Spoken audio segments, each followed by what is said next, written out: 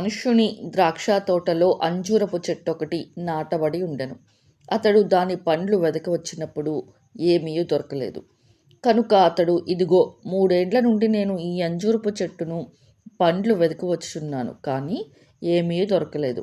దీనిని నరికివేయము, దీని వలన ఈ భూమియు ఏల వ్యర్థమై పోవలెనని ద్రాక్ష తోటమాలితో చెప్పెను. అయితే వాడు, అయ్యా, నేను దాని చుట్టూ తవ్వి ఎరువువేయు మట్టుకు ఈ సంవత్సరము కూడా ఉండనిమ్ము. అది ఫలించినా సరి, లేని ఎడల నరికివేయుమని అతనితో చెప్పెను. లూకా 13:6-9. తోటలో తానంతట తాను మొలకెత్తినది కాదు, అది ఫలముల కొరకు నాటబడిన చెట్టు. ఫలాలు శూన్యం, శ్రమ, ఎరువు, భూసారం వృధా, యజమానికి నిరాశ, ఫలితం నరికించడానికి సిద్ధపడటం. ఈ అంజూరపు చెట్టు నీవు, నేనే. ఒక ప్రత్యేకమైన ఉద్దేశంతో ఈ లోకంలో దేవుని ఉద్దేశాలను నెరవేర్చుట కొరకు మనము నాటబడ్డాము. దేవుని ఉద్దేశాలు నెరవేరటం లేదు, కానీ ఫలాలు లేని జీవితాలు జీవిస్తున్నాము. అదేంటి? నేను ఫలించకపోవడం ఏంటి? ఆస్తులు సంపాదించాను, అంతస్తులు కట్టాను అంటావా? అయితే అయ్యుండొచ్చు, చాలా సంతోషం.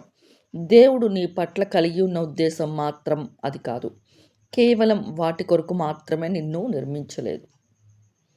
మన జీవితాలు ఎట్లా ఉన్నాయంటే, జీవించుచున్నామన్న పేరు మాత్రం ఉన్నది, కానీ మృత తుల్యమైన జీవితం. శారీరకంగా బ్రతికి ఉన్న, ఆత్మీయంగా చచ్చిన స్థితి. పైకి పరిశుద్ధ జీవితం జీవిస్తున్నామంటున్న ఆత్మ నడిపింపు లేని స్థితి. విశ్వాసం ఉంటూనే క్రియలు లేని జీవితం. పైకి భక్తి కలవారమని చెప్పుకుంటున్నాం, కానీ ఆయన శక్తిని ఆశ్రయించలేని స్థితి. దేవునిని మహిమపరుస్తున్నామంటే తను తాను ఘనపరుచుకునే స్థితి. విశ్వాసలమంటూనే దేవుని వాక్యానికి లోబడని స్థితి. పేరుకు మాత్రం ప్రాణం ఉంది, జీవితం మాత్రం జీవోత్సవం.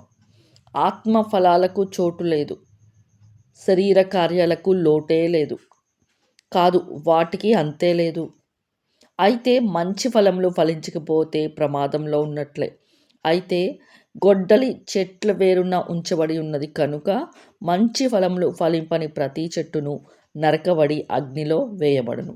మత్తయి 3:10.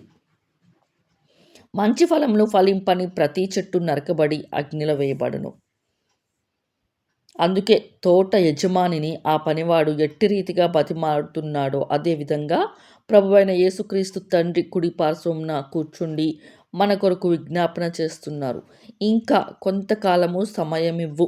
దేవుని సేవకులు వారి హృదయాలను దున్ని వాక్యమైన ఎరువును, నీటిని పెట్టి పోషిస్తారు. మారు మనసు పొందుతారు, వారి జీవితాలను ఫలిస్తాయని. శిక్ష విధించువాడెవడు? చనిపోయిన క్రీస్తు యేసే. అంతేకాదు, మృతులలో నుండి లేచిన వాడును, దేవుని కుడి పార్శ్వమున ఉన్నవాడు మన కొరకు విజ్ఞాపన కూడా చేయువాడు ఆయనే.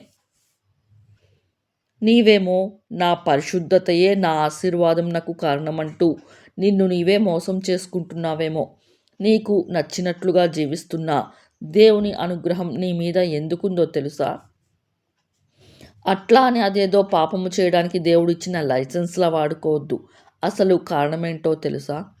దేవుని అనుగ్రహం మారు మనస్సు పొందుటకు నిన్ను ప్రేరేపించుచున్నదని ఎరుగక, ఆయన అనుగ్రహైశ్వర్యమును, సహనమును, దీర్ఘశాంతమును తృణీకరించుదువా? ఆయనే విజ్ఞాపన చేయకుంటే నిత్య మరణమే శరణ్యం. వద్దు, అది ఊహలకే భయంకరం. ప్రభువిచ్చిన నూతన సంవత్సరంలో ప్రభువు కొరకు జీవించడానికి, ఆయన ఉద్దేశాలు మన పట్ల నెరవేర్చడానికి మన హృదయాలను సిద్ధపరచుకుందాము. అట్టి కృపా ధన్యత ప్రభువు మనకు అనుగ్రహించునుగాక. ఆమెన్.